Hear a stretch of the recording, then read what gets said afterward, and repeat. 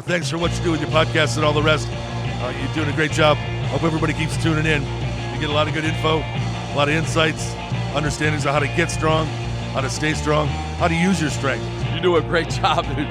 You make things better than they are in real life, I think. If you don't follow Massenomics, y'all do it. Social media, website, everything. Massenomics.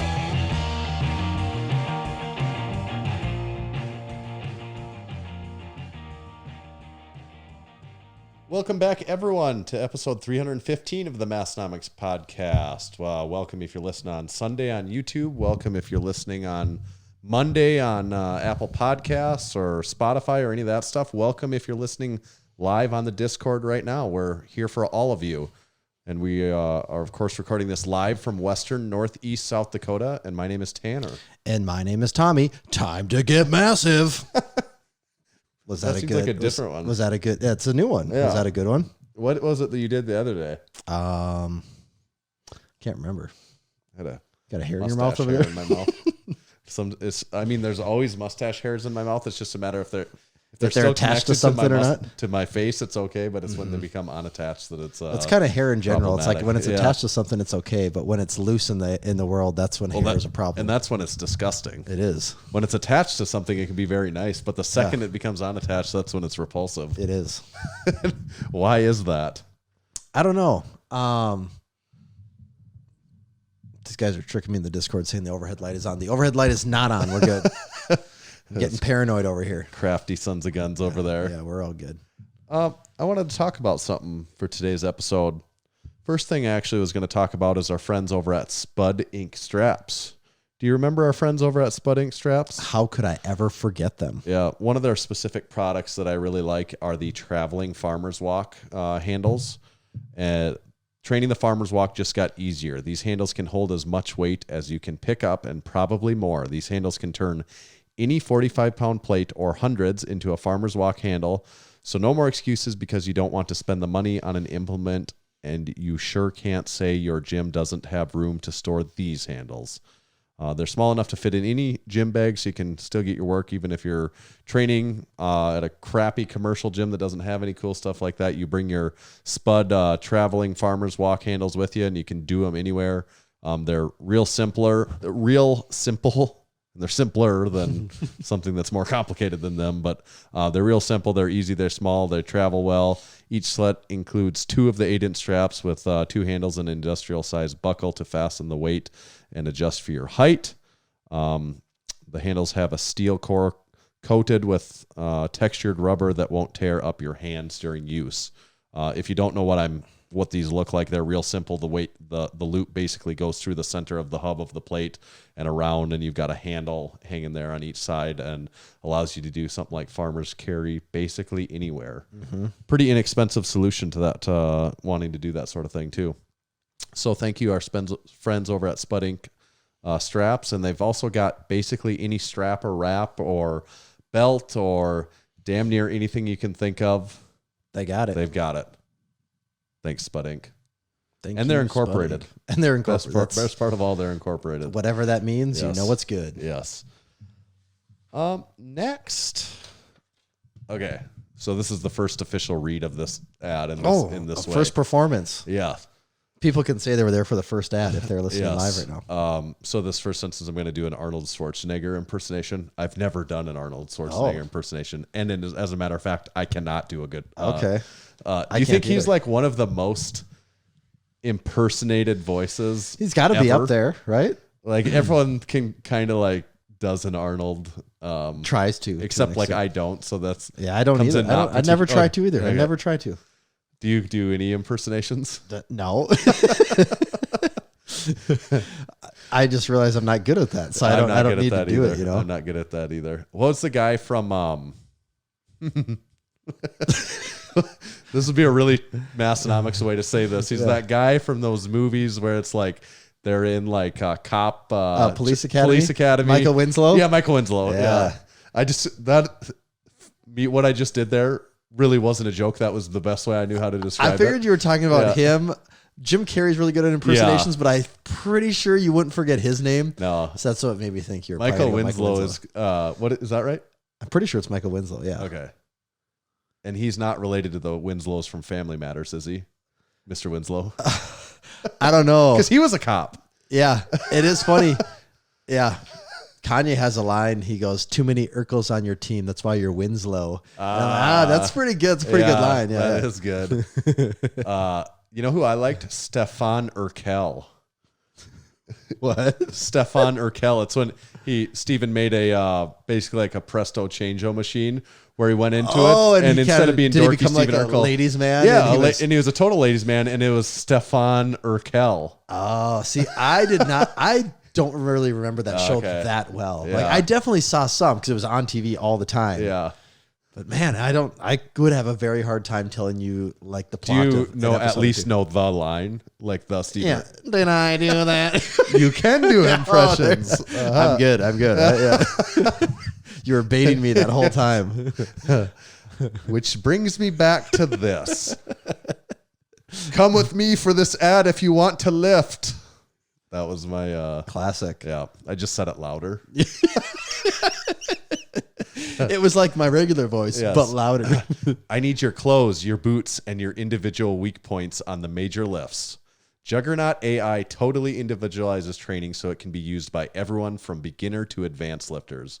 Volume, frequency, exercise for weak points, phase potentiation, and periodization strategy all customized to you.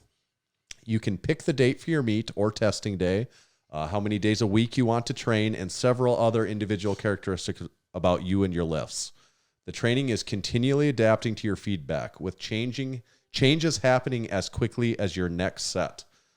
Find out more and get signed up at juggernautai.app. You can also find it in the, what is it? Do you say the what is the Apple? Is it Apple Store? Or what do you go to? Oh, yeah, the App Store. Yeah, the App And then Store. what is it on Android? Google Play Store. Google Play Store. So you can check it out on both of those, get the app on either one. The future has not been written, but your Juggernaut AI discount code is. It's Massenomics, and that will save you 10% on the lifetime of that membership. And we'll be back next week with another Juggernaut AI ad. Yeah. So that was the Juggernaut AI ad. In all of its glory. Yeah, that was because last week we just kind of talked about it. We didn't actually read the ad, but I think that segues nicely into talking more about Juggernaut AI. Yeah. So you've been running it for a while. Yeah. So you kind of, and I had heard, well, you and several other guys in the gym have been running Yeah. it for a while. I've heard you guys, I've been eavesdropping from afar. I Just never, over in the I never corner. wanted to Yeah. actually ask. I was always being very secretive, Yeah. spying on your conversations Yes. about what you guys were doing. But I started it this week. I just finished my second training day today, and I am loving it so far. I really do. Ba-da-ba-ba-ba. It's like, oh, is this the McDonald's app? Because I'm loving it, man. But no, I really do like it so far. I do think the app is very well designed. I appreciate all of the just the pure amount of flexibility in it is kind of insane. Yeah. I do feel like being 2 days, only 2 training sessions into it, that I have not even scratched the surface of what's going on there, because Right. you can tell that it's doing a lot of things behind the scenes. But it has me started in a hypertrophy block here, and I am getting smoked on it. And you're Like, doing the power, because you can choose powerlifting or power building. You're doing powerlifting. I'm doing powerlifting, and I had it set up to 3 days a week. Like, that is the optimal amount of time that I know I can get in that a works week. for you. Yep. And it's been a while since I've done like some straight up hypertrophy type work. Yeah. Like low intensity, high volume. And it is really fun. Actually feeling like you're getting a good pump going on in the gym. Yep. It's been a while since I've been in that working area, and I'm having a great time with it. Yeah. This reminds me, because your brother was talking about doing it, and my advice to him is, I said, if you're going to set up and start it, like when you go to set it up the first time, I would have like an hour of free time, like that first time, if you really want to sit, or like if you're wanting to get it all set up, then I mean, you can go get signed up and get registered in a few minutes. Yeah, because it asks you a bunch of questions, and like Right. just getting, I mean, that part doesn't take too long. Right. Going through the questionnaire about, your body weight, activity level, experience, all that stuff. It doesn't take super long, but then I do think there is some value in just even getting familiar with the app, because you're going to be in there a lot, using it a lot. Right. So going in through the days, understanding how to navigate through those, look at your exercises, figuring out what it wants you to do, how you can switch exercises and all that stuff. Yeah. So you do a 3-day a week variation. I do a 4-day a week. Ross at the gym does a 5-day a week variation. So you really can kind of, that's like been the most common question.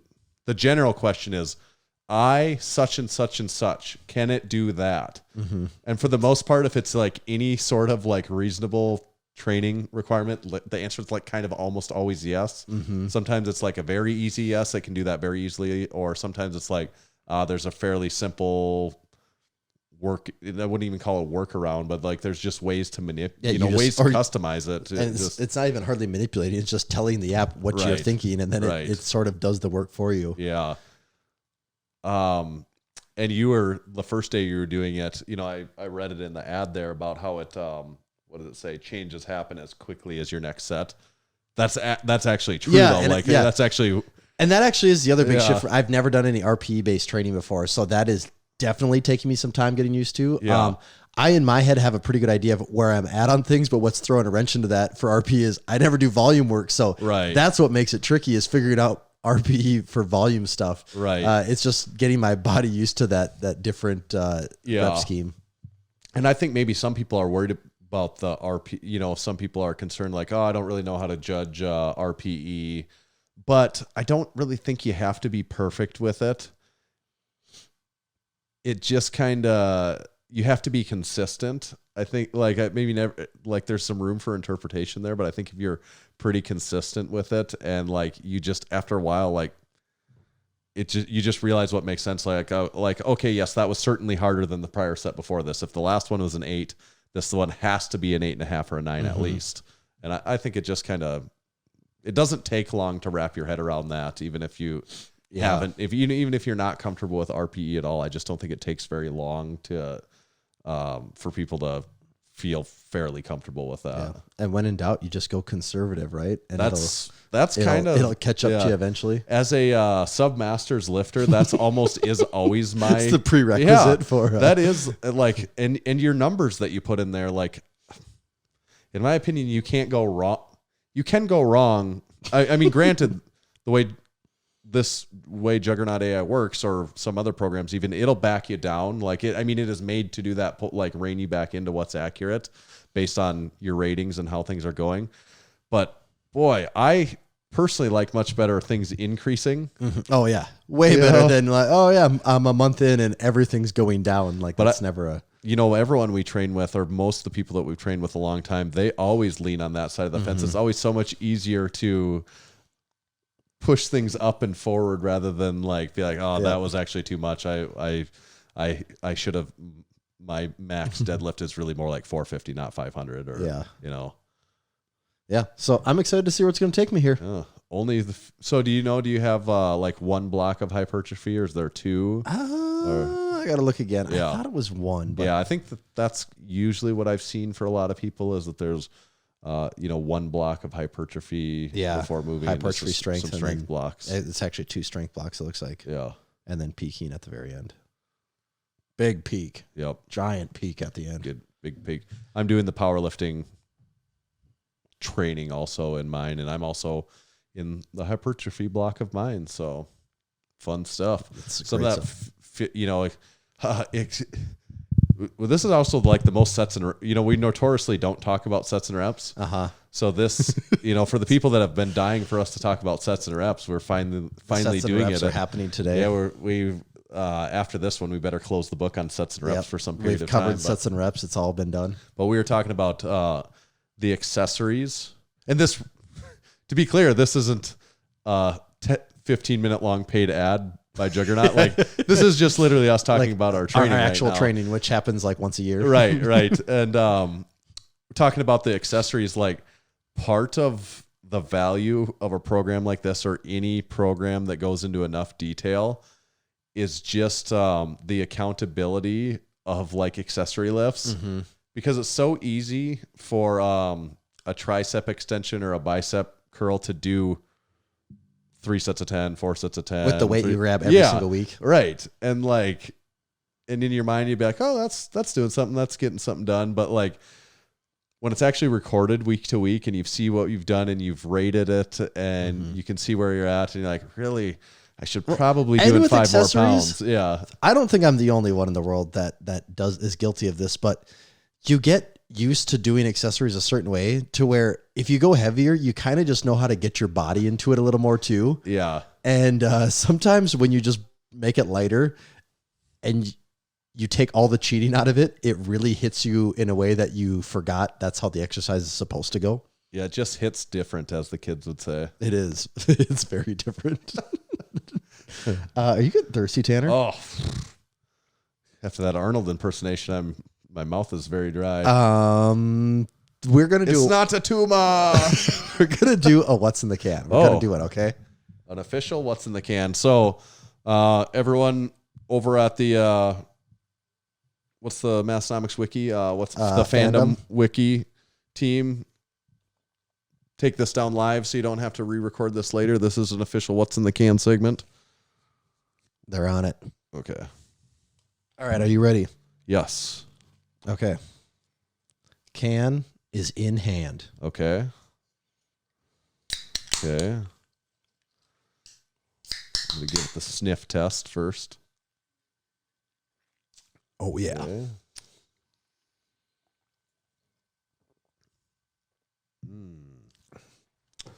Tastes pretty good. It is refreshing. Let me take another hit of that.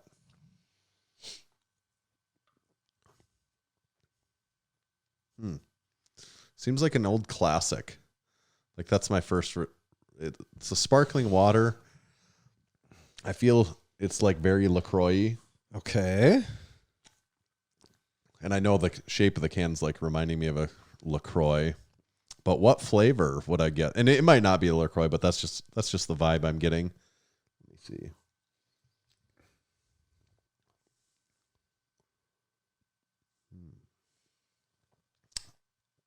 It tastes real good.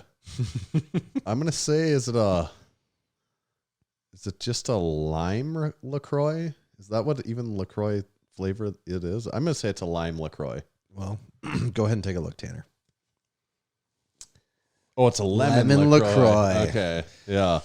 I hadn't had these in a while, and I saw them in the store. I had to pick them up, and damn, these are an all-time We've classic for sure here. done this. Oh, we've before. done this one multiple times, I think.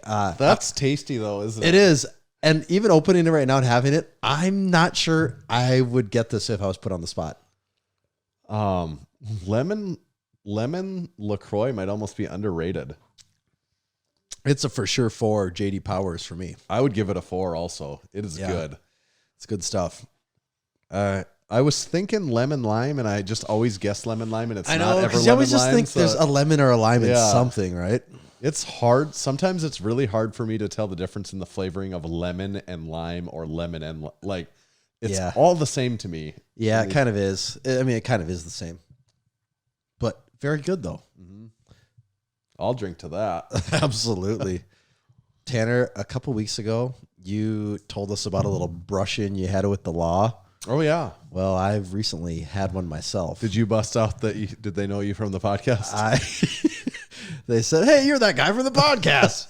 No, I was going over to tax fraud. You're that guy. You know the Dark Iron Gains guy. You guys are in some tax fraud thing. I was watching the Timberwolves play-in game last night at a friend's house. They won. Acted like they just won the world championship. That went way too late. Like that, I can't be staying up past 11 o'clock in my current state. So I had to call it quits. We had the Lemon LaCroix on episode 276 and 249. Thank you Wow. to the Massenomics wiki. Jeez. That's really good live data that we're getting back. That's excellent live data. Watched Timberwolves play-in game. They won, but I had to leave early. It was too late. I was tired, and I took the road on the south side of town at about 10:40 at night. That like no one was on except me and a cop car, and I was going, And immediately I just thought, I'm probably going too fast right now. And then right at that time, I see cop lights come on. And I have not been pulled over in a very long time. Yeah. Did you feel like, normally you do get that like feeling of like, oh shit. But like, I was like so tired and I'm like, I know 100% what I'm getting pulled over for. I want to be home. This is so annoying. Yeah. And so the cop comes over, does this thing, takes my stuff. And I'm like, oh God, here we go. Yeah. And I'm just sitting, waiting and waiting. At this point, I'm like, I just want to get home and go. I don't care. Just give me the $120 fine, whatever. Like, let's go. Let's get this over with. Yep. And he comes back and he goes, I'm just going to give you a warning tonight. And I thought, wow, that might be the first warning I've ever actually gotten from a cop in my life. I don't know if I've ever gotten an actual written warning before. I don't get pulled over very much either. That never happens when you really need it, though. No, like that time when you're like doing something really much worse or whatever, you know, like you don't get they know. They're like, oh, this guy does just want to get home. Like, you know. Like, because they're like, you're going, because I was going 41 and a 30. Yeah. Because you're going 41 and a 30. Any reason you're going so fast? I'm like, what did you say? Like, no, not really. Obviously, I wasn't paying attention. Yeah. That was what I said. Yeah. So I got off with one. Yeah. I got lucky. Well, I guess that's the Massenomics podcast. So you're telling luck, me it's right? because you knew about the podcast. That's what I'm getting at. Actually, just waiting for that to come back and be like, oh, you're the second Massenomics guy I've pulled over in a month. But I didn't get that. I was really hoping for it, though. You guys really break a lot of laws when you drive. See a lot of lawbreakers out there. It was Matthew McConaughey all along. More impersonations. It doesn't matter who we are. What matters is our shorts. Okay, do we want to talk about the drop a little? I think the big drop. Should we? So we have our Discord live listeners. This drop is coming out tomorrow. As we're recording this on a Wednesday night, the drop is coming out Thursday. If you're listening to this like a normie, not through the live Discord, these items are already all released. But if you're listening live, you're going to get an early drop on the drop, essentially, except we're going to hold a little bit back, right? We're not going to tell them everything. Keep one surprise in there. Yeah, we'll talk about it at the end of this episode. We're not going to spill all the cool beans, right? Just yet. So we'll save some of that for the end of this episode where we'll talk about it a little more so they don't get all the cool beans, just like what you said. Yeah, little teasers. So what do we got coming up in this drop that we are going to tell them about? So first one, if people have been paying attention, there's a lot of cyber sleuths out there in the Massenomics world. We have hats finally. Yes, the dad hats are finally here. Some new hats, and everyone knows our policy on hats. You don't buy hats, but just to tease people, we did get more hats. Just those to give something more for people not to buy. Those are the dad hats. And today is the first time I actually put one on, and they turned out really good. I've gotten a lot of good feedback from all the people that have, a couple of guys at the gym have them, and people are really like these dad hats. So what we did is we took the patch from our beanies. Yep. That classic OG patch, and we put it on the front of the dad hats. We have Massenomics, the word Massenomics embroidered over the back arch of the hat. Yep. And it's available in like a forest green, black, khaki, and what was the last color called? Rose. So and it's olive. Olive. There you go. Sorry. Olive, black, oak. Oak. Okay. I'm breaking all the rules here. It's oak, and although oak is not the color of that hat. No, not at all. Yeah. It's like a light khaki. Yeah, yes. And then rose. All right. What color's your favorite? I grabbed an olive one myself. I could be torn on, depending on the mood, I could be torn on just about any of the four colors. And that's what I'll probably grab more as time goes on. But for now, I don't know if you've been paying attention to the weather here recently, Tanner. It's too windy to wear hats. They would literally just blow off your head if you wore a hat in western northeast South Dakota. It's still beanie weather here. It has been so freaking windy. Like, people don't realize when we launched beanies in February, like, oh no, we'll still get a good 3 months out of those things. I think it snowed feet in. Yeah, well, I know I never checked, but yesterday the forecast for Minot, North Dakota was 36 inches of snow. Yeah. That's too much snow in April. Suckers. At least we're not having that right now. I think the hats did really turn out cool. That rose reddish color one is kind of almost like a blaze orange color. I think, if we said blaze orange, everyone in the Discord would be like, I totally get it. Yep. And I guess to describe, if anyone's not I've actually talked to a few people. I've said dad hat, and they didn't know what I meant. Oh, really? Does I thought that was kind of like A universal term. yeah, I did too. but it's just a very unstructured cap. And it's like relatively kind shallow. of a lower profile. Yeah, lower profile. Yeah, and typically the back closure is the metal buckle. What do you call almost, that? Like a latch, yeah, or a clasp latch. yeah, thing. where you actually cinch Slide, it yeah. like to the. So if anyone that So does, bad. I thought everyone knew what that was, but I guess not everyone does. But now you do. Yeah. You just got. It's also a hat you wear on your head. If that It is a hat where you're on your head, and it's very comfortable. They are very comfortable compared to like a more structured cap. Yeah. So yeah, you should, if you don't have one, if you don't have any dad hats, get one. Yeah. Get with the times, man. You need to have a few different styles in your wardrobe there. Yeah. I was just thinking of an audible right here. Maybe we shouldn't say exactly what the flag is either. Maybe we should just let the flag be a surprise too. I'm on board with that. Okay. So there is a new flag, and this is something that we've never had on a flag or a banner before. The coloring of it and the size of it. It's a really nice size. For a lot of home gyms, it's not quite as big as some of the enormous banners and enormous flags that we've had. Yeah, we have some banging big flags. Yeah, like the Don't Curl in Me and the Lift flag, but they're big. Powerlifting, 8-bit And strongman. Yep. We have an enormous gym and we're running out of wall space. Right. Imagine people with home gyms, how they're doing. So we wanted to get something that would maybe fit in some spots that the massive flags wouldn't quite fit in. So this one's slightly smaller. What is it? Like about 36 inches across. Yeah. So it's about 3 feet instead of like 5, like some of our other ones. Right. And it's cool. I guess you'll have to check that out to see what that is. And then we were gonna spill the beans on one of the shirts, right? Is that I almost feel I just like even a part of me even now just doesn't quite want to tell anyone. But I almost feels guilty, but it is such a good story. Yeah. We should probably talk about it.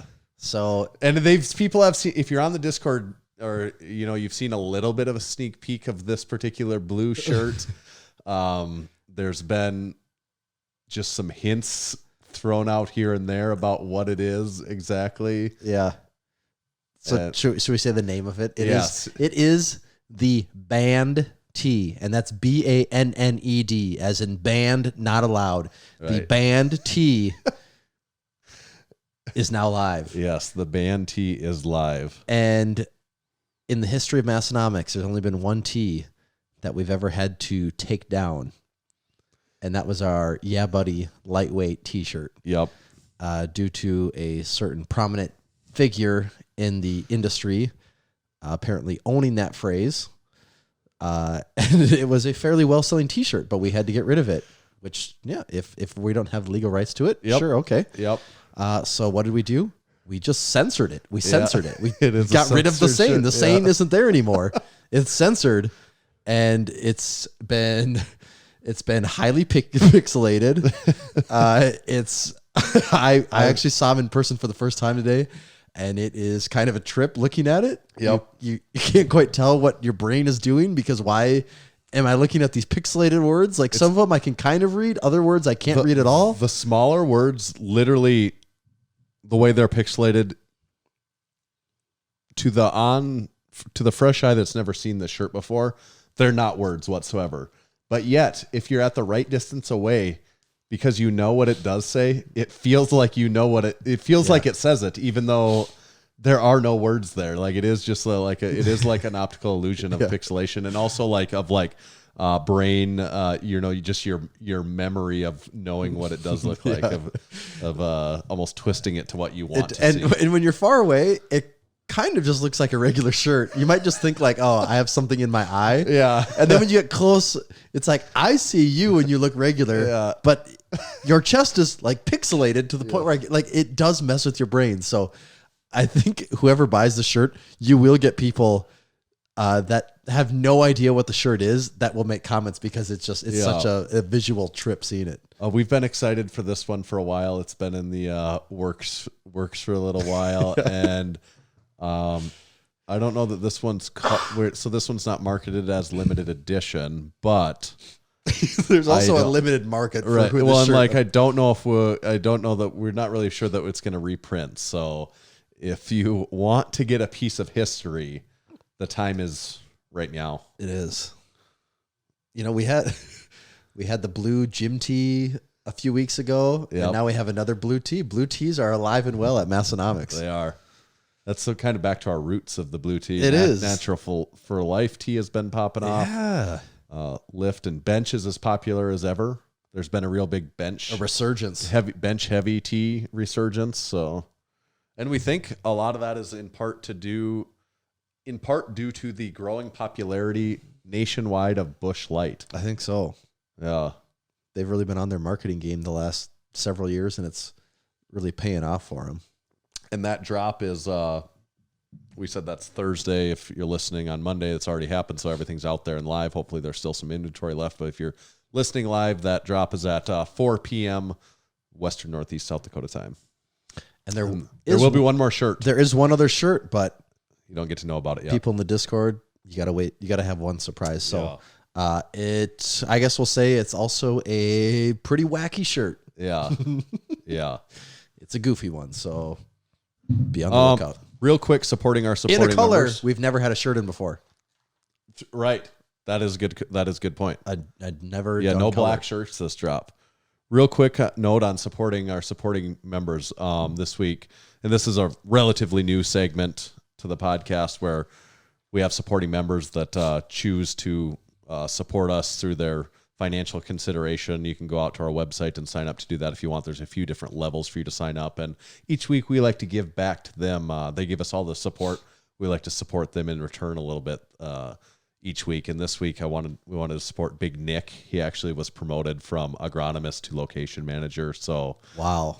Congratulations. I know Big there's Nick. a lot of people listening right now that are like, I know exactly what it takes to do that, and that's impressive. Yeah. So congratulations. That is our supporting members. Hey, Big Nick, that's great. Yeah, I love it. yeah. I love it. So our resident agronomist is now a really location growing manager. up. Yeah. Yep. You know what they say? You can't stay an agronomist forever. No. Tanner, I got to tell you a little story about something here. All right. In 1995, Maurice Big Mo Huffman founded SwissLink. He had a partner based in Switzerland, and their mission was to bring authentic Swiss Army goods to the United States and into the hands of those yearning for quality gear at uncompromised prices. Over the years, that mission expanded to nations across Europe and beyond. Now, for nearly 3 decades, Big Mo has been traveling far and wide in search of the best items from military forces around the world. Big Mo doesn't only find authentic military clothing for SwissLink, he brings in everything you can imagine from Czech Army bedpans to Italian champagne glasses. At SwissLink.com, you can find classic military surplus uniforms, a great selection of military-issue backpacks, tools, wool blankets, NATO fuel cans, gas masks, emergency food, first aid kits, survival packs, camping gear, and so much more. SwissLink's unrivaled collection and dedication to quality customer service sets them apart from the rest. Treat yourself to the real thing with authentic military surplus and save 15% off your order from SwissLink.com with the code MASS at checkout. That's SwissLink.com, SwissLink.com. Tanner, do you know what's in your supplements? Yes. If you use Fusion Sports Performance, you always will. Fusion SP prides itself on being fully transparent, never using proprietary blends, and always providing its customers with top quality products. They offer 2 pre-workout options with Super Soldier pre-workout and Mad Titan High Stim pre-workout. Both have proven ingredients at their full clinical doses to maximize performance, increase muscular endurance, improve focus, and get you that much sought-after pump. Both are favorites among strength sport athletes. Healing Factor post-workout combines BCAAs with a full serving of creatine monohydrate and other great ingredients to help maximize your efforts in the gym, build muscle, and recover fast. Fusion's whey protein isolate not only tastes great, it also has 27 grams of protein per scoop, 0 fat, and low or no carb options depending on the flavor. It doesn't contain any soy or gluten, and it won't cause any stomach discomfort. Available in vanilla ice cream, chocolate fudge, and frosted cinnamon roll flavors. Most orders are shipped within 1 business day, and every Fusion Sports Performance product comes fully backed with a 30-day money-back guarantee. Go to fusionsp.net and use code MASS to save a huge 20% on your order. Thank you, Fusion SP. Thank you, guys. Here's that if you want to get that queued up. And while you're doing Get it that, spooling. I'll touch on a couple things. We did give the Lemon LaCroix 4s. Both of us agreed those are four rating on this episode. Someone mentioned one more supporting members thing. Big Ian, who's actually been on the Massenomics podcast before. He is the one with the lift tattoo on his leg, is into the Discord now. He got recruited into there. So welcome, Big Ian. Welcome back. Now should we say goodbye to the Discord? Yeah, bye Discord. See you, suckers. Oh, whoa. Are they still there? Oh, Okay, good. Now we can My finally computer badmouth was them. my computer was switching what app I was using. Okay. All right, Tanner. I'm gonna let you run. Or no, you have yours. So Yeah. are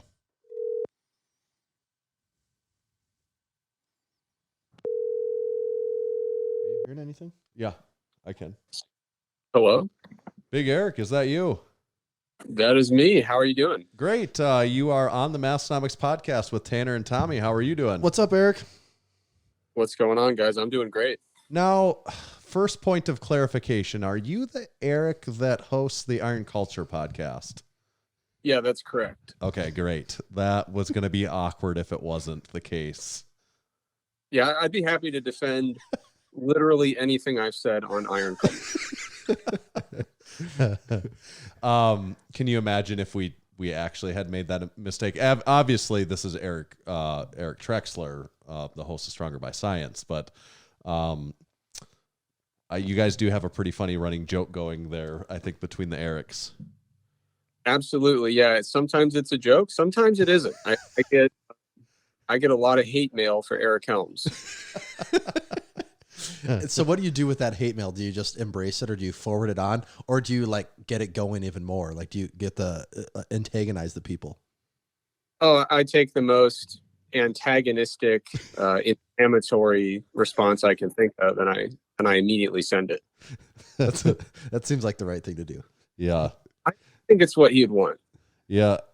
You did have quite the got us good on the April Fool's joke with having with you not being on the podcast 2 weeks ago, I guess, whatever that was. Actually, because on Stronger by Science, you posted that in your story, I think leading up to that week, or maybe it was on April 1st. And we have a Massenomics Discord community where we have several listeners that are in there, and There were several people that were in a they tussle that they day. reposted that story, and several people were very concerned that it was real, that you were not going to be on the podcast anymore. That there was a breakup there, and there was a lot of people concerned about that.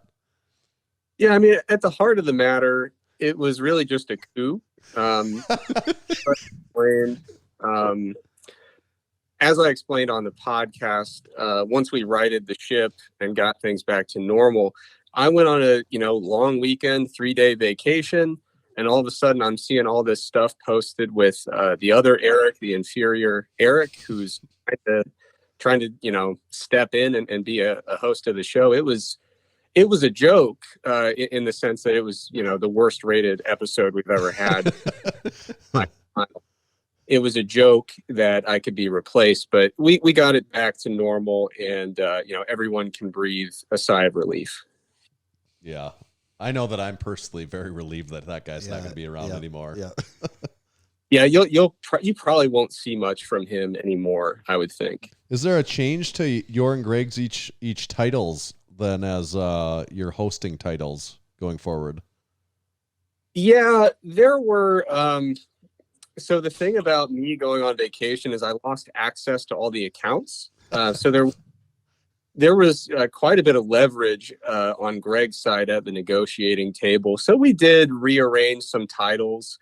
I had to give a little more ground than I wanted, but ultimately, the show still operates the way it's supposed to. Yes. That's good. So, as we've demonstrated now pretty well up to this point, you guys have this way of humor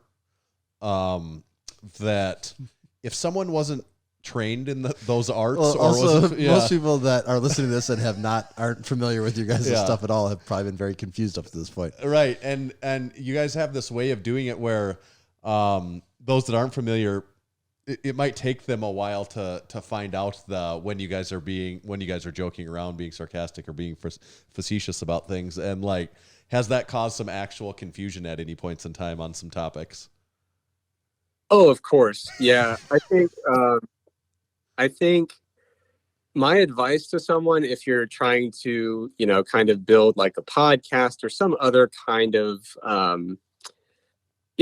if you're trying to build up a social media profile where you're interacting with people, the way to make a lot of people happy is not by leaning into sarcasm and trying to as best you can. What'll happen is you'll get like 4 people who love you and can't wait for more jokes, and then you'll get like 300 people who go to the iTunes reviews and just give you a 1 star and say like, oh, this guy's a bad person. But the way that it kind of started, honestly, was, obviously Greg Nuckols had, he started with GregKnuckles.com, I think was the first iteration, and then Strength Theory, and then Stronger by Science. He had built this brand, that people really liked. And I got involved with Stronger by Science, I think in 2018 or 2019. And so one of the big challenges was like, so the audience knows Greg, the audience loves Greg, it's Greg's baby. How do you bring a second person into that? And so when we started the podcast, I decided that my official perspective on the podcast was that I was going to be an extremely insecure host who had to insist that I was actually in charge. And yeah, that's just kind of how it started, was me just fabricating a tremendous layer of sarcastic insecurity, trying to just take over the audience by force, by insisting this is my show. But yeah, so we get so many negative reviews because of that. And I think for a while there, it would stress my girlfriend out because she would see these negative reviews and think like, is your company like failing now? Yeah. It seems like everybody hates you. Like, are you like basically unemployed? But yeah, so it's fun though, because I don't think that there's a single thing in the world that makes Greg happier than getting a really negative review from someone who takes a sarcastic bit as being serious. I think it's at this point what really gets him out of bed in the morning is just going and checking the reviews if anyone else hates us. So what is it that you guys have against marijuana? It's just, I think we've made it clear. It's growing up in Ohio. I'm a big time family values guy, to protect the moral fabric of our society, and that, very obviously directly threatens that, certainly is something that we're not going to support. It makes sense, I guess. Yeah. I do think the podcast, it at least as just a listener, it seems like it's gone really well. And you guys have taken some, I know at times different approaches, almost like a seasonal approach to that. I mean, is that something you continue to do where you basically essentially take a break from it from a period of time and then come back to it?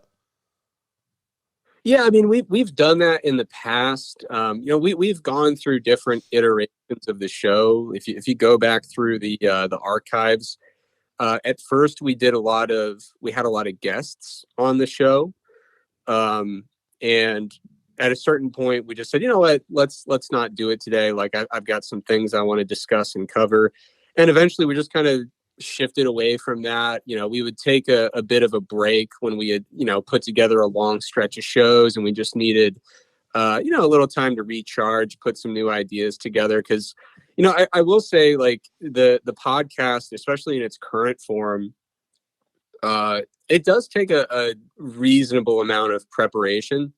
So like, we try to, we'll include some dumb jokes, for certain segments, but we do try to dig into research as much as possible and answer questions that excite us, and answer questions that we think are intriguing or are useful.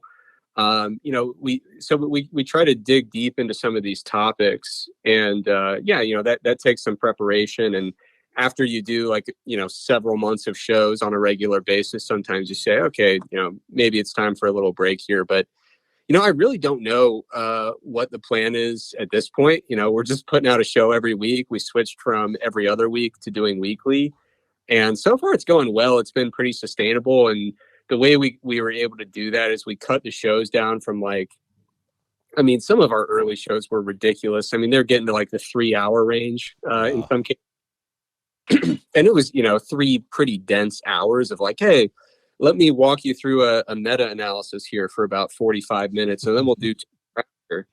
And so, we kind of have gone through different iterations. Now the show's a little bit shorter, more concise segments. We try to keep it down to 60 or 90 minutes. And we've been able to do that weekly for a while now. And I'm sure at some point we'll say, okay, it's time for a little off season here. But, for now it's going pretty smoothly. For sure. So you talked about some, that you guys get into the research on quite a bit, and we don't have a lot. We've got a couple things we've heard you talk about relatively recently that apply to some of the stuff we talked to, and we want to get your take on a few things. So something I heard you talking about recently was artificial sweeteners. I think it was even maybe on your most recent episode, you dug into that a little bit, some research on that. So we on this show have a long history of drinking sparkling waters, LaCroix. What are the most common? Bubbly, Polar, a whole bunch of them, and probably Are those all sponsors, and you're just trying to make some money right now? What's going on? Yes, how many bubbly water sponsors? We need all of them. Yes, they all sponsor us. That's yes. All of you our can't see what we're sponsors wearing right now, but our shirts might have those patches all over them too. Yes. Yeah. Do you even need me here, or do you want to just? We'll get you back after this sparkling water ad is over. But no, and I mean, actually just looking at the can as we speak, and we were just having a little conversation about this earlier. And LaCroix, for example, the ingredients list is only carbonated water, naturally essenced. Does that fall into the artificial sweetener sphere when something is naturally essenced like that? I mean, there's something. Yeah, in what this is the that's scientific definition of essenced? Right. When I hear naturally essenced, I think of a shampoo commercial, maybe. Herbal. I would assume that is not an artificial sweetener. That's whatever brew is going into the natural essence there. If they were including artificial sweeteners, that would be listed on the ingredients portion of the label. So I don't know what kind of witchcraft goes into making those flavored sparkly waters, but I would expect that any amount of artificial sweetener being used as an additive would be declared on the ingredient list. So they're officially guilt-free is what you're saying? Well, that implies that you should feel guilty about artificial sweeteners in the first place. Yeah. Should you? True. Yeah. I mean, and I've looked into the artificial sweetener literature a few times, and this before I get into that, I should probably mention my approach to nutrition is I try to focus on utility. I try to be helpful and useful. I genuinely, at my core, do not have an interest in winning arguments or making people believe the things I believe. So if I'm sure there are a lot of people out there who say, artificial sweetener, not really my thing. I have concerns about them and I'm not going to ingest them. I'm completely fine with that.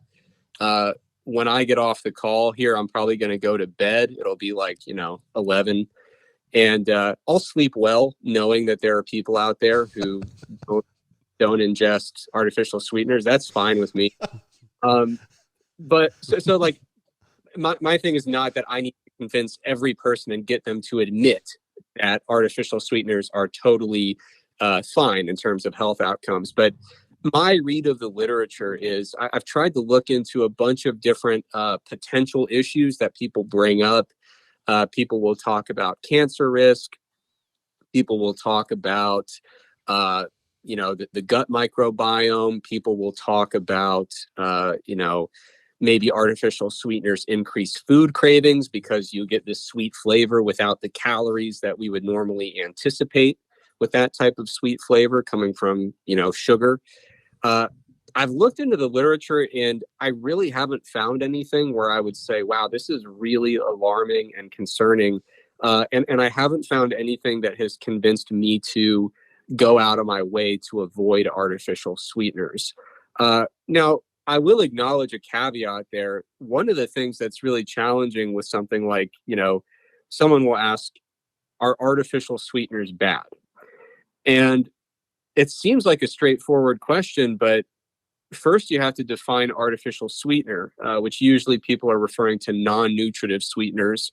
And that is a whole class of different, completely different ingredients that get added to food products. So we can't look at the aspartame research and assume that it applies to sucralose. These are completely different things. Right. So it's difficult to dig through that literature because artificial sweetener or non-nutritive sweetener, that includes a fairly long list of things. And then when people say, is it bad for you? I mean, you could theoretically put virtually any medical condition or pathophysiological state and say, okay, well, let's explore this, let's explore that. So, we don't have a comprehensive database of research that looks at every possible health outcome for every possible non-nutritive sweetener. But I do think we have pretty good evidence to suggest that there is no real immediate cause for concern regarding the potential risks that might be associated with intake of artificial sweeteners. We've got a pretty big sample size with a lot of people consuming them on a very regular basis, and we don't really have any evidence to suggest that these ingredients are inherently deleterious or problematic. That makes sense. Getting back to our hopes at getting LaCroix as a podcast sponsor, then, you as a natural bodybuilder and as coaching others, would you find a home for something like a sparkling water then in a competition prep setting? Oh, I mean, so when someone's doing contest prep, right. are those on the menu? Yes, is that exactly. Yes. Oh, hell yeah. I mean, I would say, if you talk to any natural bodybuilder, and I just say natural because that's just my experience and kind of the little bodybuilding community that I have some window into. You think of a natural bodybuilder, you're talking about somebody who is not huge in terms of muscularity. I mean, there are limits when you're not using anabolics. And so as a result, caloric intakes get very, very low during contest prep. And a lot of times a beverage like that, whether it's a sparkling water or just something that's artificially sweetened, that's going to be like the best thing that happens to a natural bodybuilder that day. Like, they feel like crap all day. Their food's largely going to be boring because they just don't have any calories to work with. I would never even dream of taking diet sodas away from a natural bodybuilder in prep or any kind of beverage that is very, very, very low in calories and tastes good. Because honestly, a lot of times it's all you have to look forward to. I'm not on any type of restriction, and a sparkling water is almost the best thing I have to look forward to in my day. So this lemon LaCroix is the best thing that's happened to me in months right now. So that's saying something. I don't know what it's saying, but it's saying something. I'm glad things are going well for you. No, that makes sense. I think that's consistent with what our hopes and dreams were. Yeah. Basically, our very uneducated opinion. We were hoping that was the case. If I could if I could take someone to task here, I'm not going to mention the company just in case they feel like sponsoring me later, but I had a protein shake the other day, and I took a sip of it. It was my first time having it, and I said, nope, not good. This is not good. So I look at the label to figure out what the hell has gone on here, and I see that they tried to use like one of the low-ish calorie, like natural sweeteners in of an artificial sweetener. And I was like, man, I know what you're going for here, but I want the good stuff. I was pretty disappointed with that. And so my warning to companies is, if you're going to deviate from the tried and true artificial sweeteners, do so at your own risk, because some of that stuff just tastes absolutely dreadful. Yeah, you better find the market of people that really don't care about that and also like want to tell themselves that tastes good. And all the influencers that like will market it will be like, it's just as good as the real thing. It's like, no one actually thinks that. It's Right. it's just the marketing. Yeah, I mean, if you talk to Greg again, you should get him. He'll do an hour on how much he hates stevia. I mean, he'll go for as long as you let him. We will never talk to that guy again. Yeah, that's probably. Are you still there? Did it cut out on us for a minute?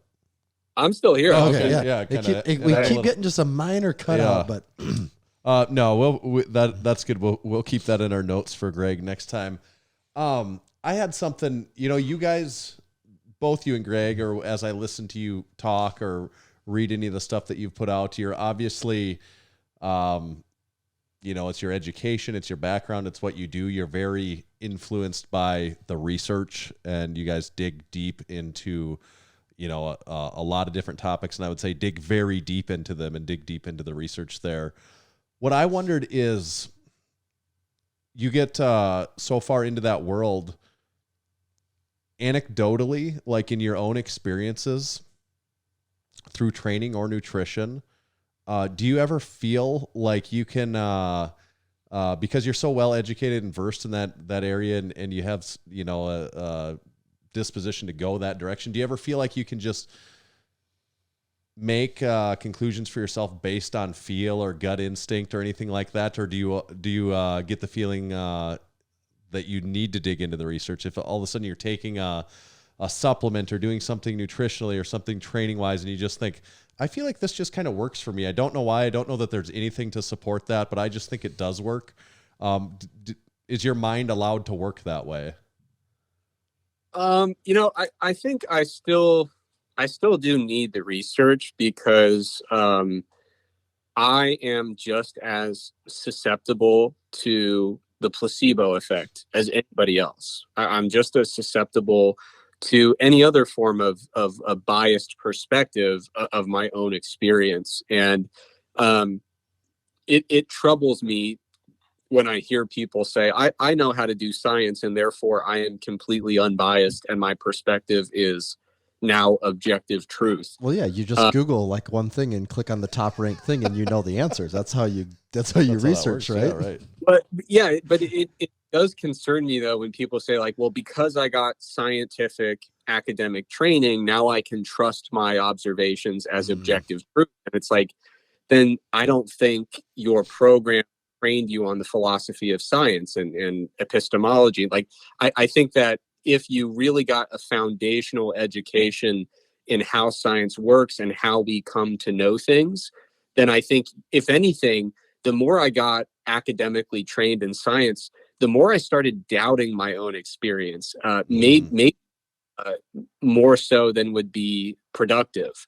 But that's not to say that personal experience has no place. I mean, so the way that I view it is, I do need the research to inform what I'm doing. I think that the research is kind of the basis for establishing a lot of that knowledge related to training and nutrition. But then I like to supplement that with my experience and anecdotes and things I observe with my clients, because it's important to recognize the limitations of your own observations. There's high potential for bias. But it's also important to recognize the limitations of the scientific research, because the scientific research is not about finding conclusions that are universally true for everyone. It's for finding things that, generally speaking, seem to be true in aggregate, looking at population level trends and averages.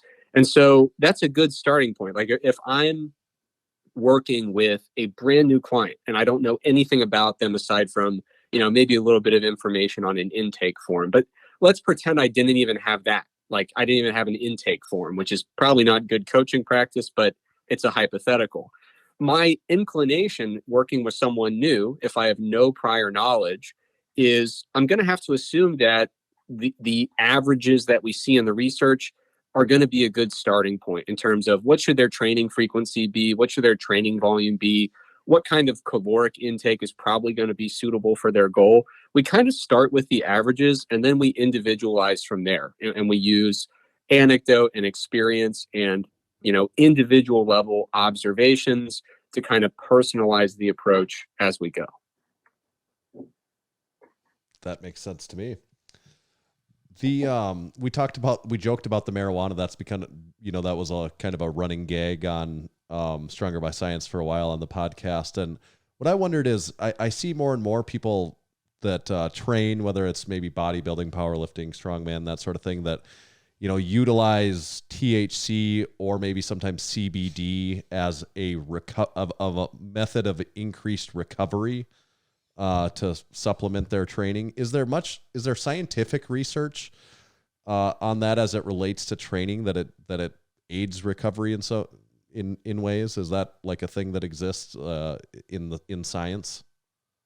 This is something I've looked into previously. At first, I was really interested in seeing like how THC use or just like in general cannabis use would impact things like performance, recovery, training adaptations. And unfortunately, there's really just not a lot of research there. And, in the United States, it became very, very difficult to research for several decades there. Mm-hmm.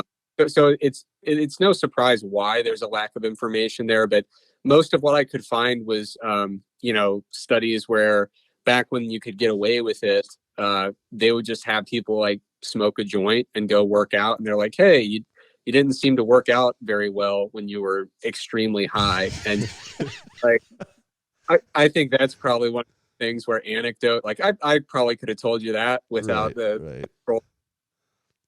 When it comes to CBD and recovery, there have been a few studies. They're a little bit difficult to sort through because the standardization of the different interventions is just non-existent. It's completely different products with different concentrations of active ingredients.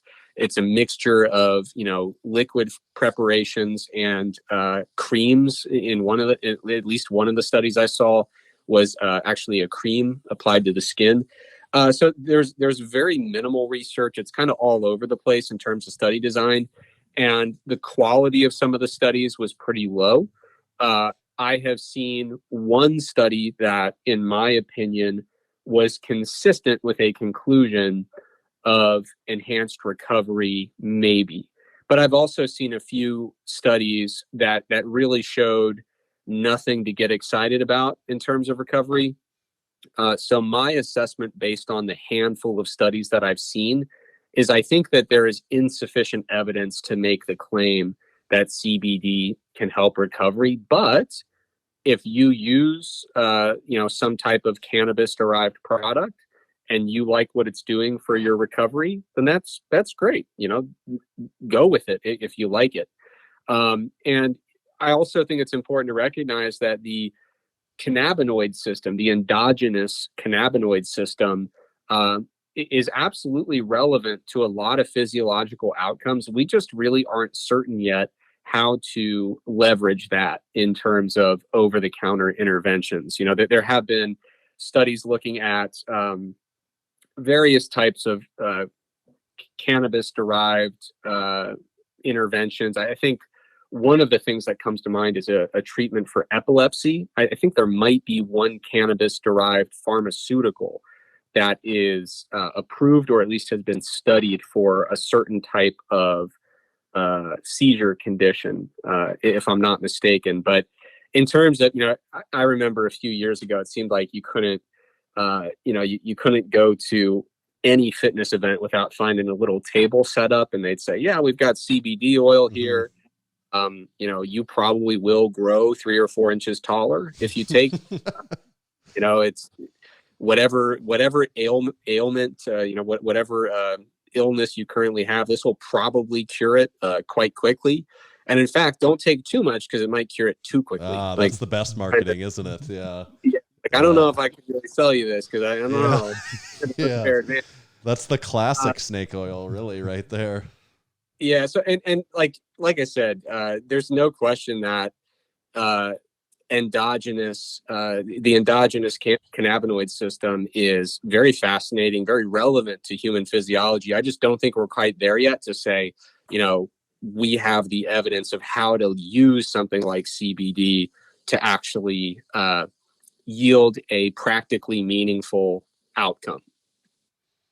Okay, that's fair. So you're a guy that I think it's fair to say probably reads more academic papers than Tanner and I do in our spare time. Hey, don't know how I'm making an assumption about what you do in your spare time, Tanner. Put yourself down like that.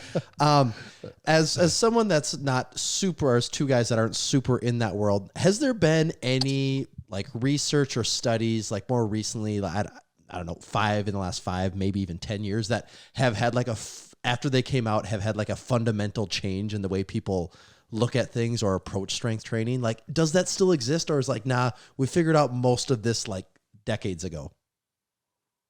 One of the reasons that I teamed up with Greg is because he was like, listen, Eric, I don't want to do nutrition stuff. And I was like, you know what? That's great, because I don't really want to do the training stuff for a while. So like I focus more on the nutrition, body composition, cardio side of things.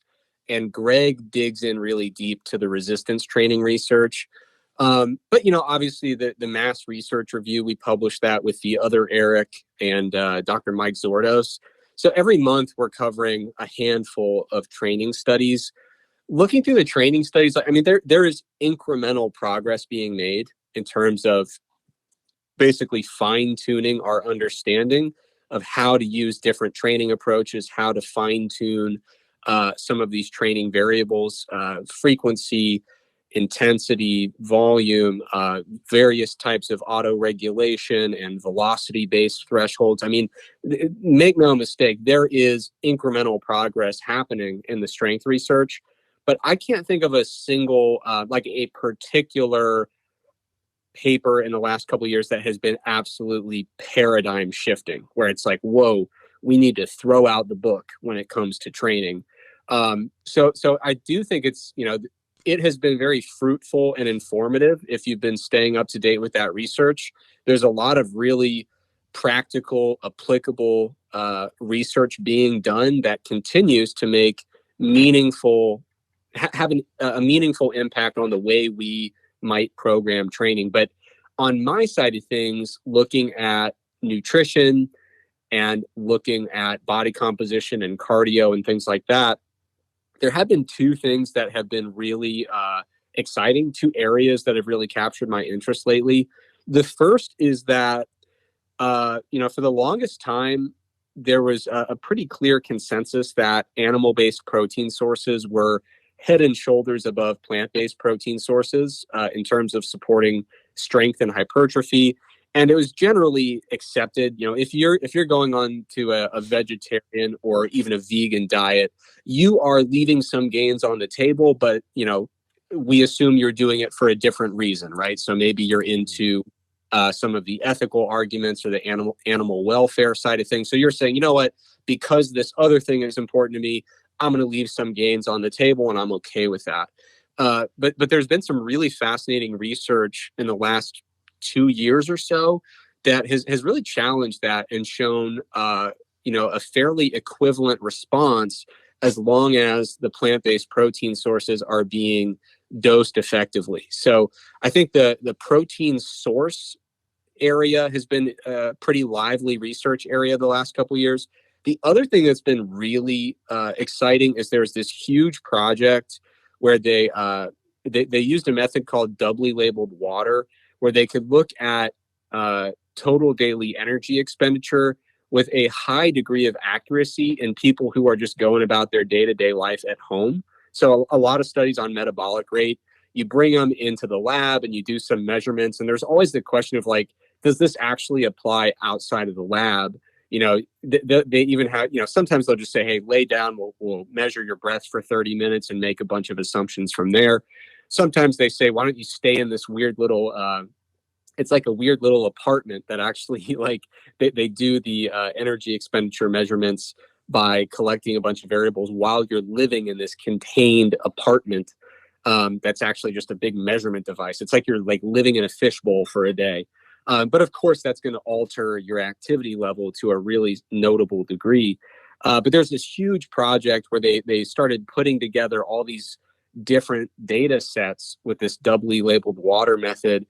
And they've been putting out some really informative stuff about the regulation of energy expenditure. And I think one of the really fascinating areas within that is how our body responds to cardio or to just physical activity in general.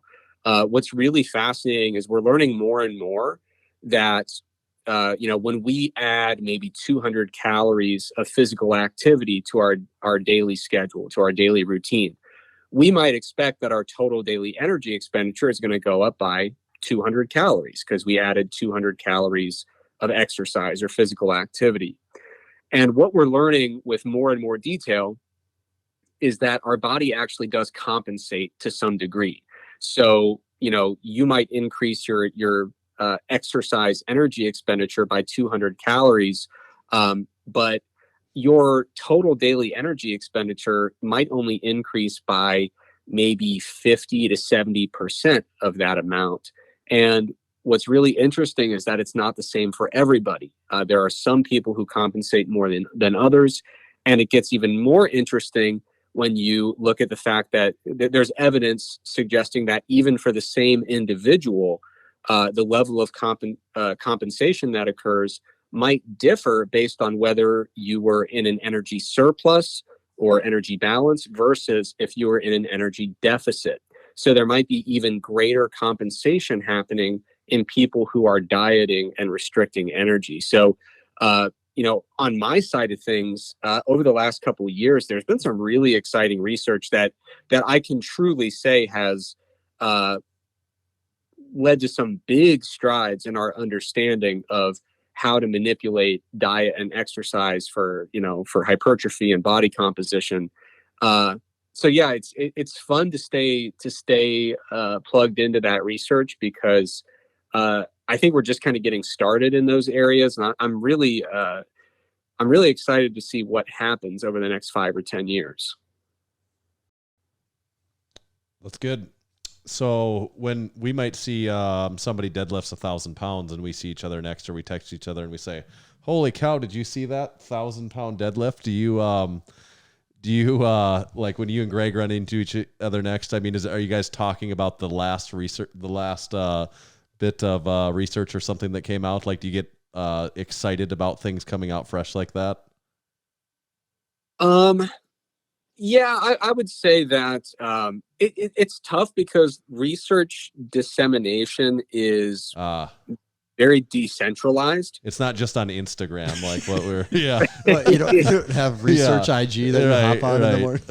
Well, I mean, like the thing that's funny is like you will see stuff on Instagram if it is just like absolutely directly related to the stuff that people like in fitness. Like if there's like a huge study on actual bodybuilders or actual powerlifters, right, that will immediately make the rounds on social media. And in that case, yeah, Greg and I, next time we see each other, we're bound to chat about it. In most cases, Greg or I will be scrolling through the depths of some, obscure academic journal in the wee hours of the morning, and we'll find something and we'll just, we'll send it to each other and say, get a load of this. And we'll have some kind of smart ass take that we want some point that we want to make. but yeah, so it usually takes the more cynical, snarky form of just like, hey, look at this shit I found at 2 a.m. Yeah. I've got a book I'd like to make. That's pretty much it. Yeah, I can picture that. Okay. Eric, we've got this game we play with everyone that we have on. It's called Overrated, Underrated. It's relatively simple, but there are some rules to the game. We've got a special set of topics that we handpicked for you, and each one, it's your job to determine whether it's overrated or underrated, but you have your druthers to elaborate on that as much or as little as you would like, but the most important thing, there is no riding the line. You do have to ultimately come up with a final either over or underrated. Okay, I'm a little nervous because one thing that we talk about on the show sometimes, which is not a bit, it's very serious. I do not participate in society. And so I don't watch film. I don't watch television. No, these are handpicked for you. Yep. So it's not just a catchy phrase. You just have to put your faith in us that we know that we did our research. Okay, I'm putting that out there just to let you know that I might not fully understand public perception. But okay, that's fair. Yeah, that's actually a good point then too. I don't know if we've encountered someone that's so removed that they actually they got that in front of it. Yeah, you're right. But hey, I'm down to play. I'll do my best. Well, yeah. Okay, yeah. That's an interesting point. That though. is. If you were so removed, I'm already second guessing what I was going to say. Yeah, right, you're right. Right. Yep. Okay. All right. So topic number 1, overrated or underrated? Eric Helms. Underrated. Very underrated. I am going to, ditch the gag here and be. So the thing that's funny about Eric Helms, we always joke about his age. We make it seem like he's like 70 years old. He's a few years older than us, but he really is that grandfather figure in my life. Because great grandfather, maybe.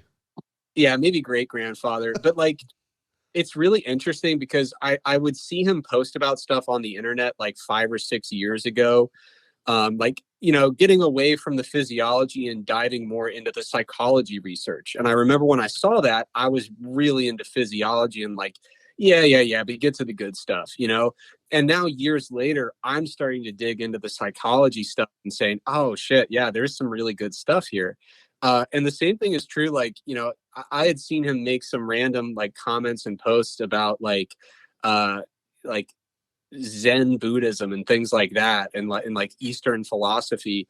At the time I wasn't dismissive of it, but I was like, oh, to each their own.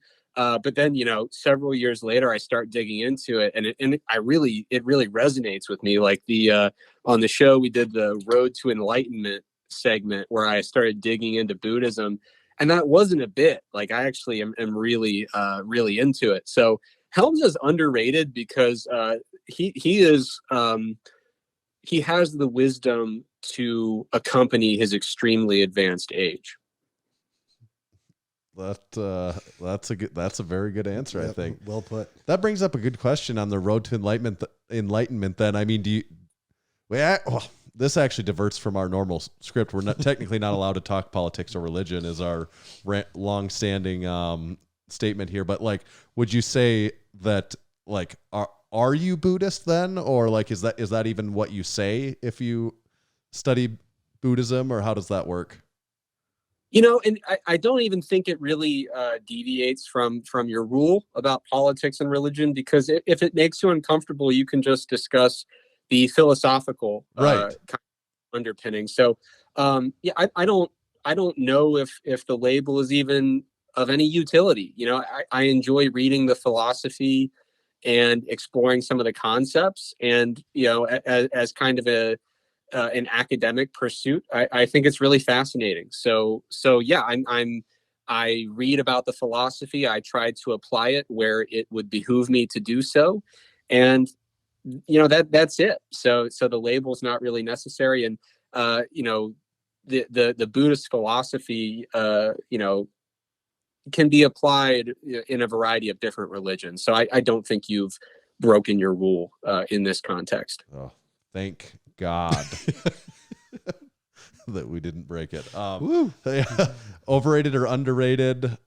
Chapel Hill. Underrated. It's actually funny that you asked that, because it's kind of a ongoing argument between my girlfriend and I.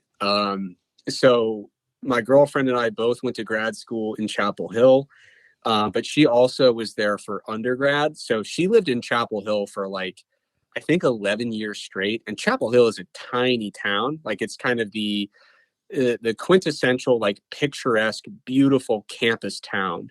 But there was not a lot to do there. And so like she's like, yeah, I could go several years without returning, and she would be fine with that. But I consistently make comments like, man, I miss Chapel Hill. We should, and we don't live that far away. So it's very easy to just kind of take a stroll down to Chapel Hill.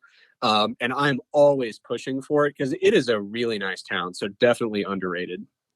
What is like the approximate population of Chapel Hill? Oh, the population, I genuinely don't know, but it's really simple. If you go during the academic year, so between like August and May, it is appropriately populated. It doesn't feel crowded, but it doesn't feel empty. It's just a small little town that is at the appropriate capacity. But when school is out of session, it is desolate. It is a wasteland. There is no one there. And that is, as you would probably expect, my favorite time to be there. It's amazing. You feel like you kind of feel like you went to an amusement park and kind of special program where they just opened it up for only you that day. And so like anywhere you want to go, anything you want to do, you're first in line. It's great. That's good. Sounds magical. Yeah. Overrated or underrated textbooks? Oh, very underrated. Textbooks are a beautiful thing. Greg and I talk about them all the time. They are, without question, the best and easiest way to dive into a topic and get caught up to speed. It's not going to get you at the cutting edge, but it's going to give you the foundation that you need. And we talk about that all the time, but like we practice what we preach when it comes to textbooks. So I mentioned that I've been getting more into reading some psychology research. The first thing I did, though, was I borrowed my girlfriend's psychology textbooks and just dove into them. So way, way, way underrated. That's fair. So this brings us to the last one. Yeah. I was thinking about calling an audible on this one versus the planned one. I was thinking, so this is the last one. The last one's usually the most important one. So overrated or underrated? Bill Nye the Science Guy.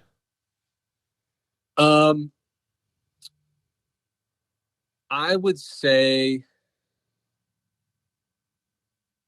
underrated for two reasons. So first of all, when I think back to my happiest moments and I make like the top 10 list, at least 4 of them were when I was in grade school and you would see a substitute teacher walk in pulling a television on a cart.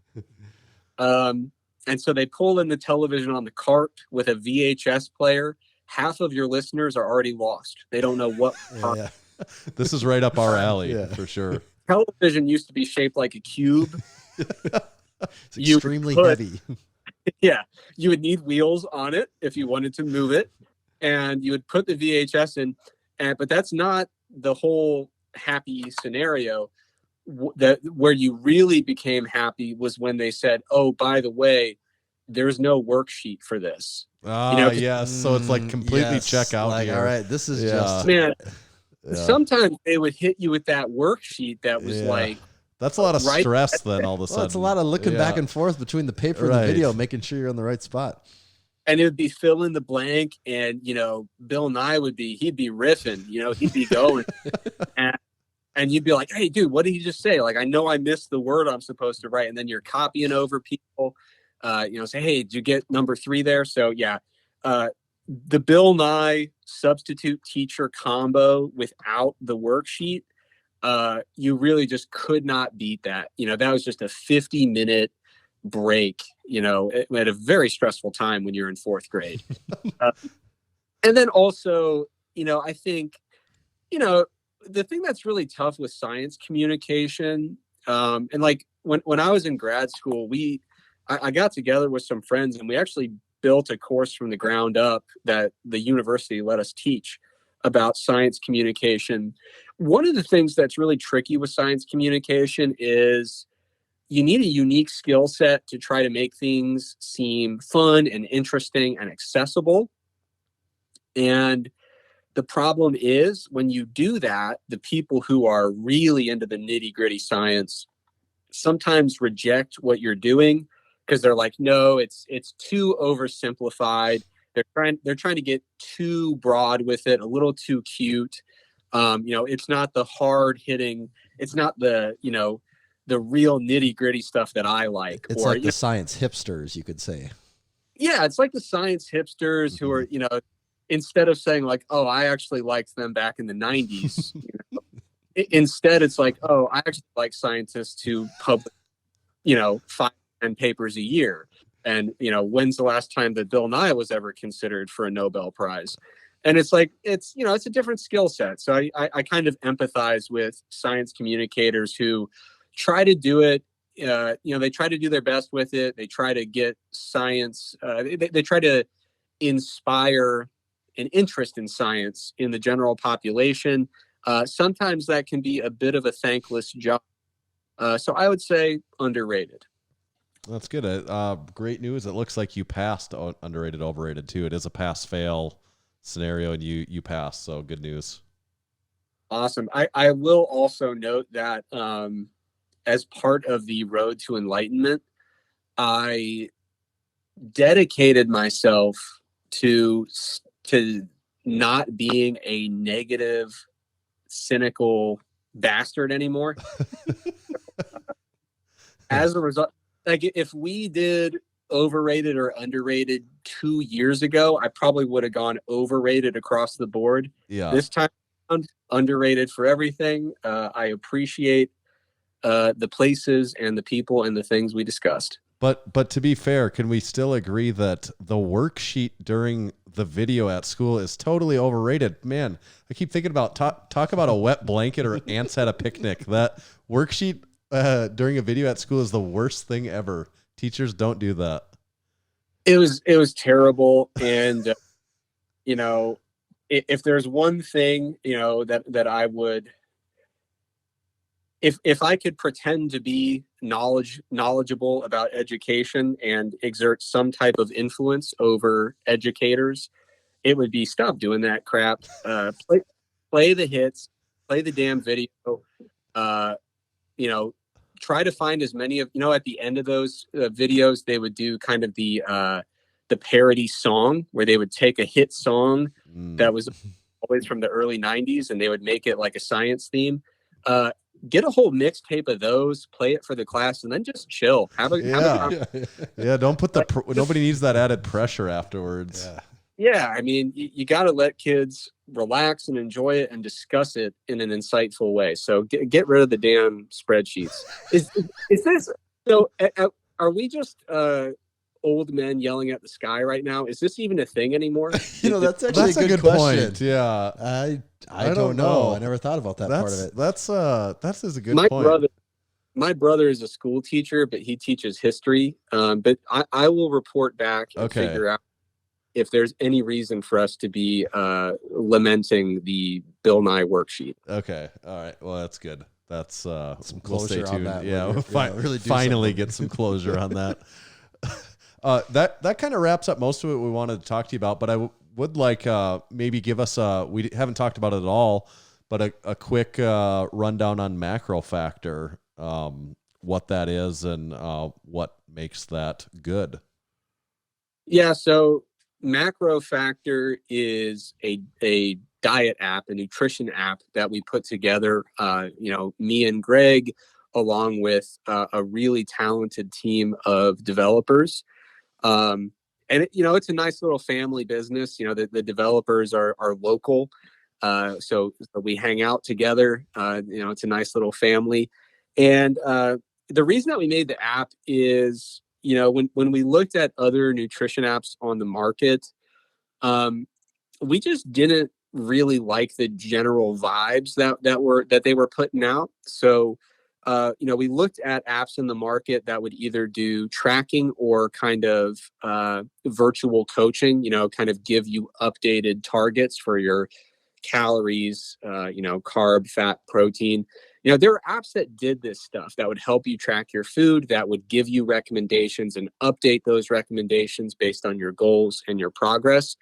But a lot of them had some pretty major shortcomings. A lot of them, just in the act of logging foods, they either wouldn't have a very good database of foods, or it would be really clunky and inefficient trying to actually log things, or you would log things and the app would just become like your biggest enemy. Like, instead of being a supportive sidekick, it would be like your biggest adversary. So you'd go like 5 calories over, which no one would actually seriously suggest is a problem. And every number in there turns red. And shame on you. Yeah, it's like we're sending the police to your house. Like, and you're just like, dude, why is this app bullying me every time I go like 2 grams over my fat? Because no one actually thinks that truly matters. So we didn't like that part. And we found even with apps that were giving kind of updated recommendations, a lot of them really struggled to navigate providing insightful updates when you struggled with adherence. So if you still logged all your food, but you just didn't hit the targets perfectly, a lot of the apps on the market just didn't really know how to handle that. And as a result, a lot of times they would just punt. They'd be like, hey, sorry, try again next week. And we felt like that didn't really make sense, because like, if you've coached people in real life, having some inconsistency, having some slip ups in terms of adherence here and there, going over targets, going under targets, it's not like some unique, rare occasion. I mean, that is part of the process without question. And so we thought it was really counterintuitive that apps had not figured out an elegant and useful way of navigating that. It seemed really, really counterintuitive. So we set out to make a diet app that would be really convenient and efficient in terms of logging, very non-judgmental in terms of the user interface and the user experience. And we wanted to make sure that it would provide a lot of analytics, a lot of detailed insight, and continue giving informed, updated recommendations, even if you were struggling hitting the exact targets right on the dot. So that was kind of what we set out to do. And we've been on the market, I don't know, over half a year, but less than a year, probably somewhere in like the 8 or 9 month range now. And we've been really happy with how it's been going, with the feedback that we've gotten. We've heard a lot of people who have really enjoyed the different approach that we took in terms of how the user interacts with the app and how the app delivers information to the user. So we've been really stoked about that. And of course, we've been really, really grateful, really thankful for all the support that we've gotten from the users up to this point. So if someone wants to find out more or sign up, they would just go to the App Store. Yeah, it's on the, it's available for iPhone and Android. So the Google Store, the apps, the Apple App Store. What do the kids call them these days? I don't know what they're called. Wherever you go for that, yeah. Yeah, wherever you get apps for your phone, you can find it. It's called Macro Factor. You can go to macrofactorapp.com, but the easiest way to find it, you just go to strongerbyscience.com and you can navigate your way to it from there as well. So it's certainly not hard to find. And, it is a paid app because it is, we really leaned into providing a lot of features with it that are not free to implement. But you don't have to take a leap of faith. If you go and download the app, there is a free trial. And so you can use it, take it for a spin, see if you like the interface, the user experience.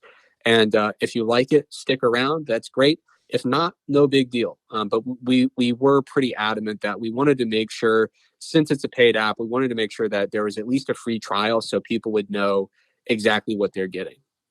That's cool. Eric, I think this was really great. You gave us more informed content than we normally experience in months on this show. So we've been known as the lifting podcast about nothing. And I think today it was about something. Awesome. Well, I had a great time, and I really appreciate the opportunity. All right, cool. Thanks, Eric. Thanks, Eric. Send our best to Big Greg over there, too. Absolutely. Will do. All right. See ya. Thanks, Eric. Cool beans. Cool beans.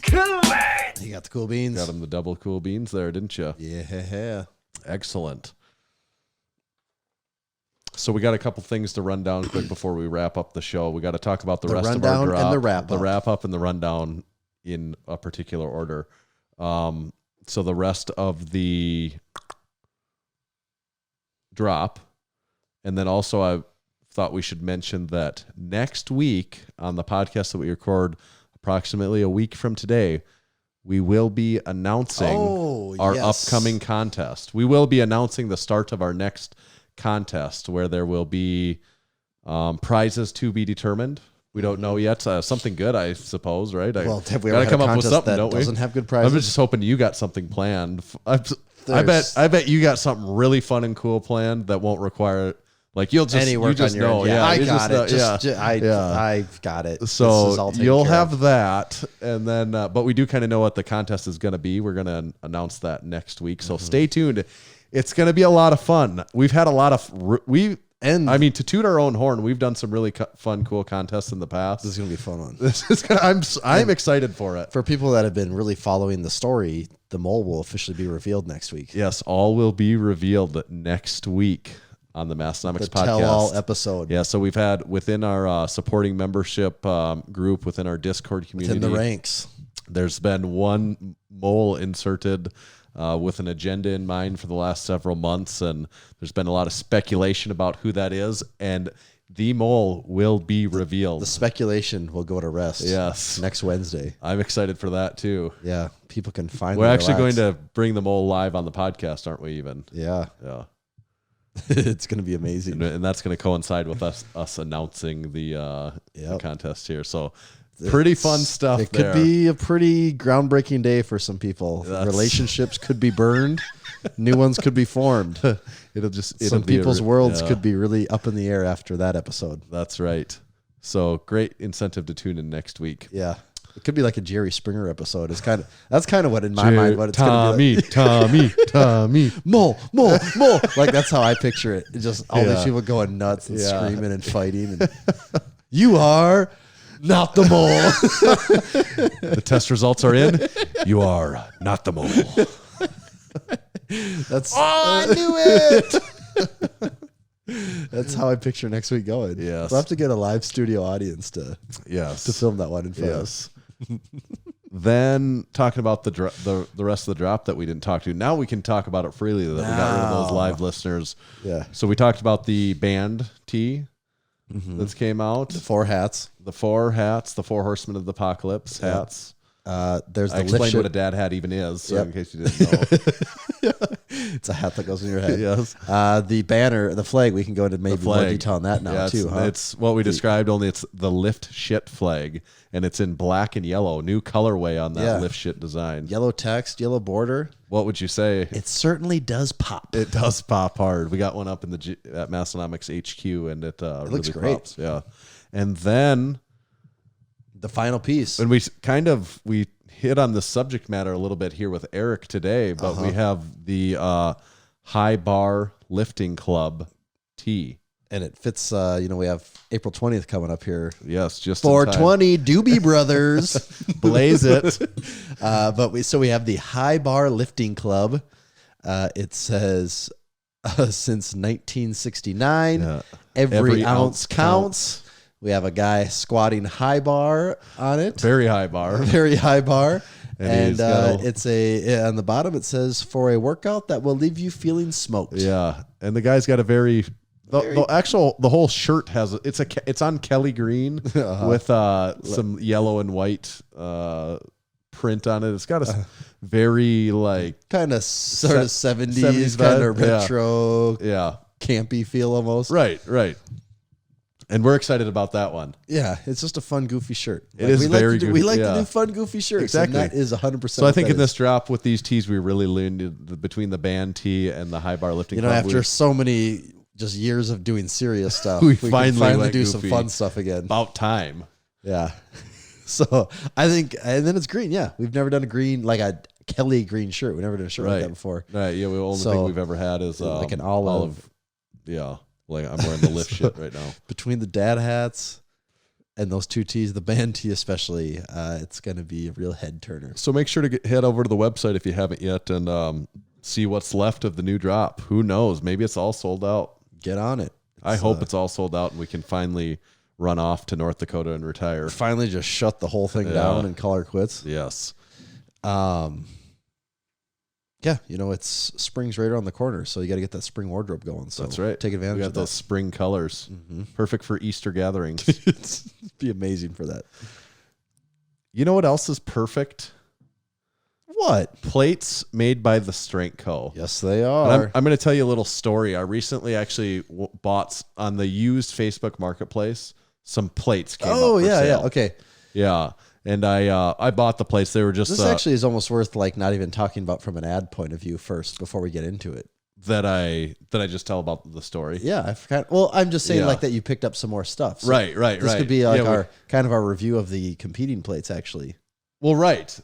That's true, and that's kind of what I'm thinking about. Why I'm talking about the Strength Co. is because so what I did is I bought some of the Rogue deep dish plates that were used. I wasn't hard to believe that those things were on the Facebook Facebook market in Aberdeen, Western Northeast South you Dakota. could say even like 2 blocks from the gym. Yeah, and when I saw them, I was like, oh, I'm definitely buying those. I have to buy those. I want to compare them to the Strength Co. plates because in my mind, that's like one of the chief like premier competitors to those plates. And my honest feedback outside of even the Strength Co. being a sponsor of the podcast is that the Strength Co. plates are better than those in almost like every way. I think they are too.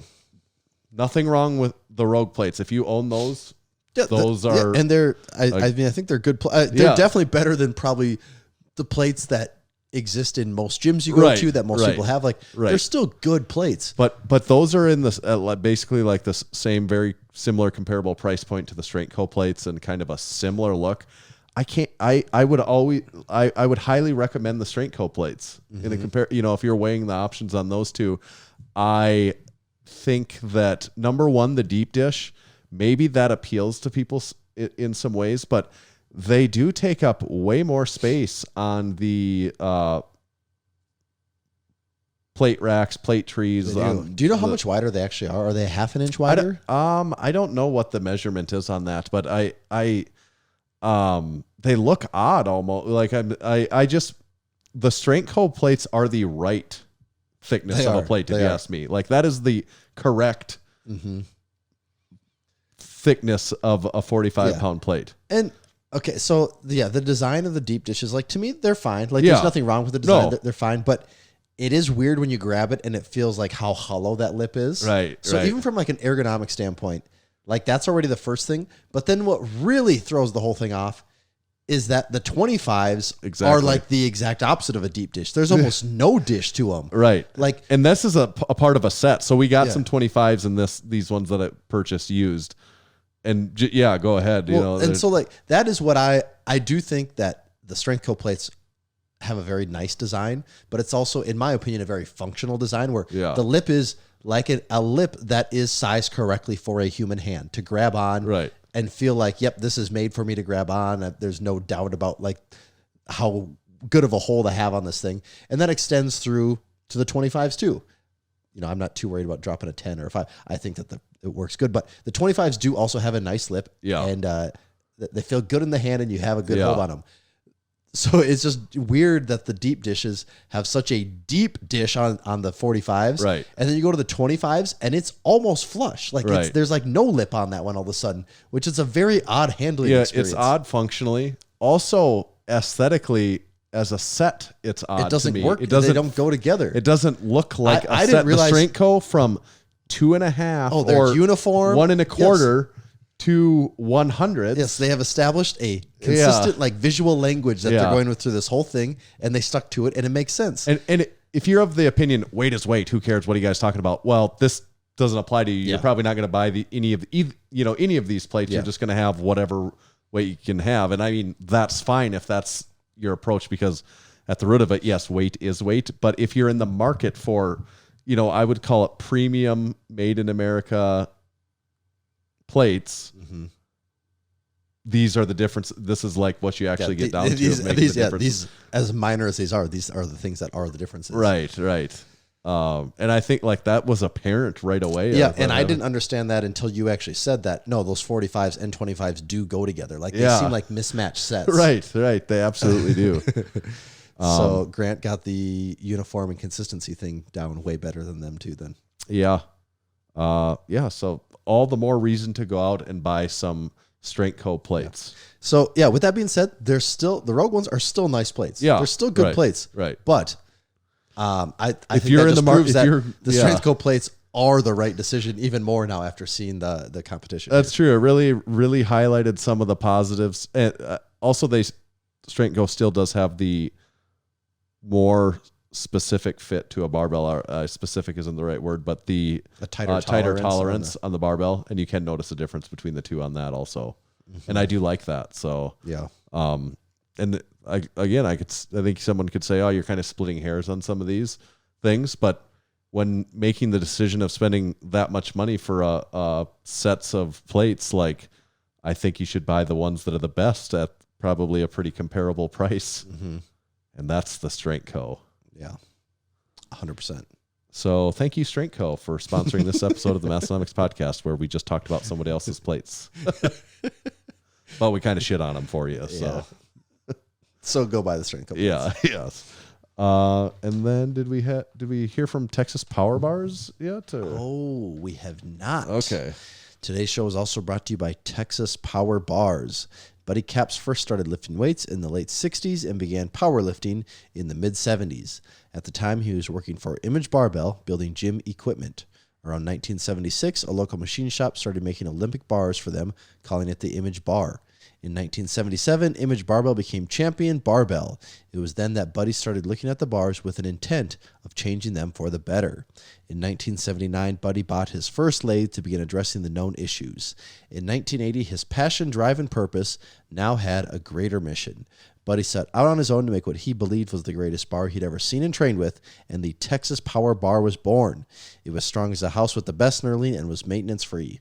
Hundreds of state, national, international, world, and Massenomics powerlifting records have been and continue to be set and broken on the Texas Power Bar.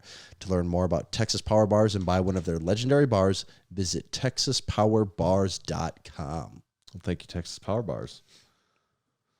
Get out there and buy that new stuff. While you're at it, buy a little bit of our old stuff. We'd love to sell you some of that stuff too. We'd love to sell you all the stuff. Also, while you're on the website, make sure to check out the supporting member option on the store. You can either go to massenomics.com/join or look for it in the store.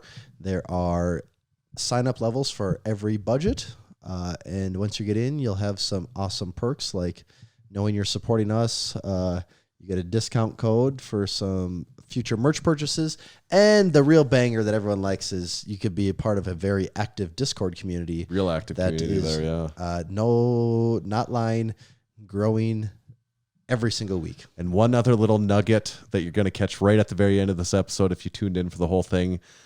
Go become a supporting member now if you haven't yet, because we don't know exactly when this is going to be, but we got a really cool idea in the works for a supporting member, and it's everyone that is an active supporting member by a near date is going to get to take advantage of it. So if you're on the fence, I would join immediately to make sure you don't miss on this, because it's going to be very cool, and every supporting member will get something little special. Yeah. So go if you are. That's actually good advice, not just sales pitch. If you're on the fence about it, you think you're going to do eventually, do it right now. Do it right now would be the time to do it, because there's something coming. There's something coming. Tommy, where do they find you at? You can find me at Tomahawk_D. You can follow me at Tanner_Baird, but nobody cares about that. Just make sure to follow Massenomics at Massenomics. See ya.